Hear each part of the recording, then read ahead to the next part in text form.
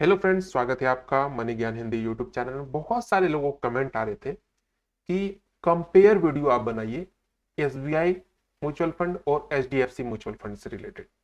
तो मैंने सोचा कि इसमें तो बहुत सारे फंड हैं, म्यूचुअल फंड में एसबीआई के और एचडीएफसी में भी है। तो मैंने क्या किया कि दोनों के सिमिलर फंड लिए।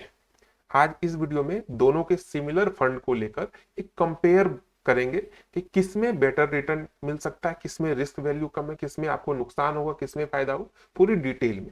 चलिए वीडियो की शुरुआत करते हैं।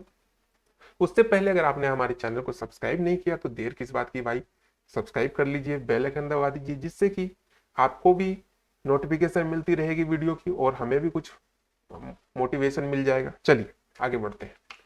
जो मैंने फंड लिया है वो लिया है स्मॉल कैप फंड। दोनों के small cap fund direct growth plan हमने लिया है। SBI small cap fund direct growth plan और HDFC small cap fund direct growth plan. अब इसकी डिटेल जान लेते हैं। जो इसका नैब है वो 10 फरवरी 2023 को अगर देखा जाए तो एसबीआई का 125.17 रुपए का है और यही चीज एचडीएफसी के देखें तो 89 रुपीज और 63 पैसे है। अब इसकी मिनिमम एसआईपी अमाउंट दोनों में कंपेयर करें तो जो एसबीआई का है वो 500 रुपये आपको मिनिमम करने पड़ेंगे एसआईपी, और इसमें 100 रुपये से आप स्टार्ट कर सकते हैं एचडीएफसी में। फंड साइज की बात करें तो दोनों का लगभग सिमिलर फंड साइज। ये 15,348 करोड़ का फंड साइज है एसबीआई का और एचडीएफसी का 14,649 करोड़ का है। और एक्सपेंस रेशियो की बात करें तो जो एसबीआई है उसका थोड़ा सा कम है 0.71% और एचडीएफसी का 0.82%।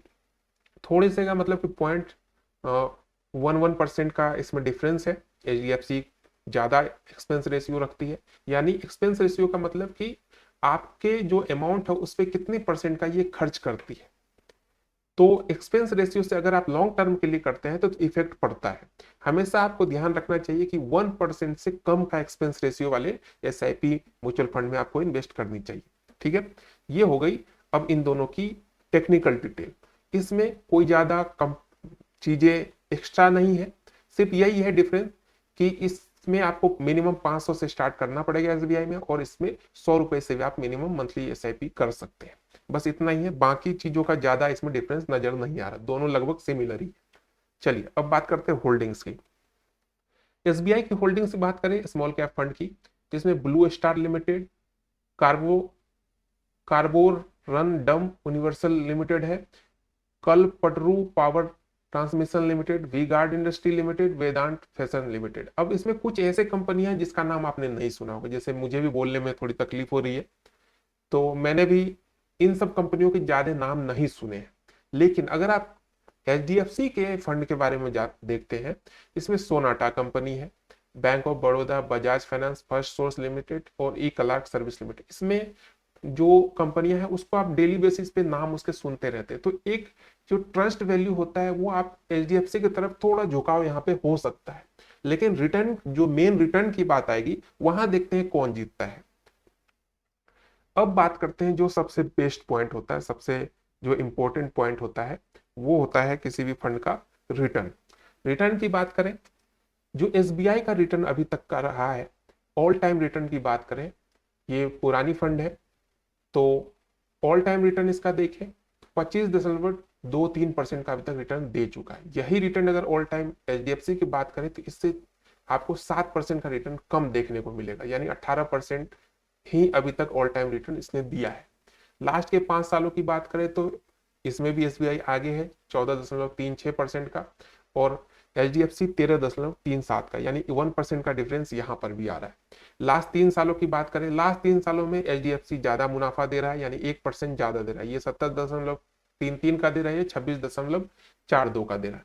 लास्ट के 1 साल में अगर देखें तो एसबीआई जो है 7.57% का और एचडीएफसी 8.22, यानी कि 50.05% से ज्यादा 0.70% का यहाँ पे भी एचडीएफसी ने बाजी मार ली है। और लास्ट का 6 मंथ में जो उतार चढ़ाव हुए हैं उसको अगर देखें तो एसबीआई जो है 2.78% का दिया है, लेकिन अगर एचडीएफसी की बात करें तो बहुत 6 गुना रिटर्न ये ज्यादा दे दिया।